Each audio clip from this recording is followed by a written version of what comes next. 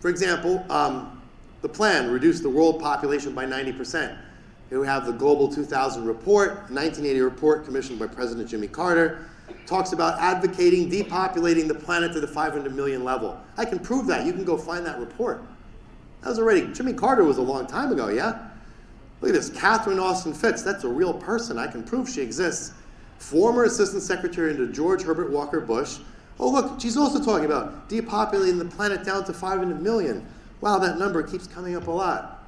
Oh, what's this? Former U.S. Secretary of State Robert McNamara? What? He's also talking about taking down the population? Kissinger, Gorbachev, it goes on and on. They're not shy about it. Now, if all your world leaders are saying this, I think you should pay attention. Something going on. You can't say, oh, Damien made that up. These aren't my words. This isn't even the words of Lucian Mars. This is the words of your own leaders and your elite. And what's interesting is that just like the number of 500 million keeps coming up, or equivalent, the idea of the year 2025 keeps coming up. It shows up over and over. We talk about the idea that by 2025, an unprecedented threat would materialize. We talk about the U.S. Air Force Symposium. What this is, the quote is cut off, is that they said by 2025 they'll have total control over the weather, which means they can create famines and genocides at will. So why go to war with another country when you can just starve them out by altering the weather and destroying them? And already we have massive amounts of weather control in place. None of the weather is natural at this point.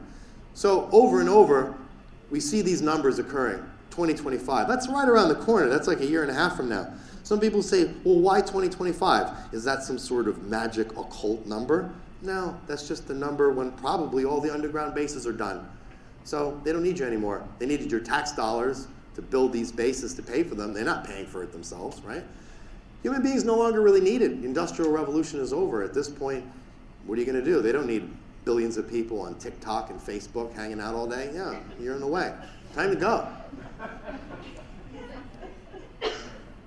So what are these vectors of depopulation? Well, the first one is nuclear war. Before I left New York City,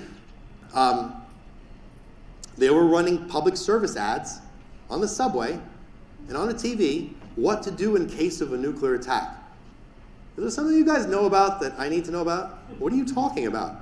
And then their response was, well, yeah, if there ever is a nuclear attack, just go into the center of whatever building you're in and you'll be okay. I'm like, I don't think that's how nuclear attacks work. But it's the city of New York, so I mean, anything's possible, right? We see in the Ukraine what's going on between Putin and the rest of the world. Putin, you can go right now on YouTube and find YouTube videos of Putin live in front of an audience explicitly saying that if NATO keeps encroaching or if the US gets involved anymore, he will start using nuclear weapons without hesitation. Wow, that's pretty impressive. I mean, he has children. You really think, like, if you're a parent, you have children, you think it's a good idea to start dropping nukes everywhere? Especially the amount of nukes we have. This is problematic. And now we have the situation in what's going on in Gaza, where again, we have things getting ready for another massive world war. We have examples where the United States thinks it's a cool idea to send all the military-industrial complex salespeople into Taiwan and to sail military vessels in the waters between China and Taiwan. Like, really? We need wars on every front? What's going on?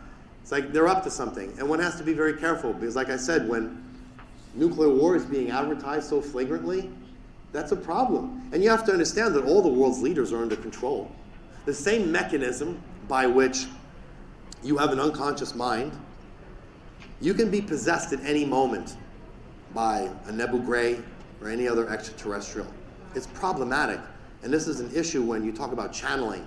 When people, like a lot of people here, they channel. And there's nothing wrong with that. I'm not trying to make a comment about it. But you always have to ask yourself, well, what are you channeling? Who's talking to you? That's a big issue. If you don't know, you could be in a lot of problems because you can be led astray.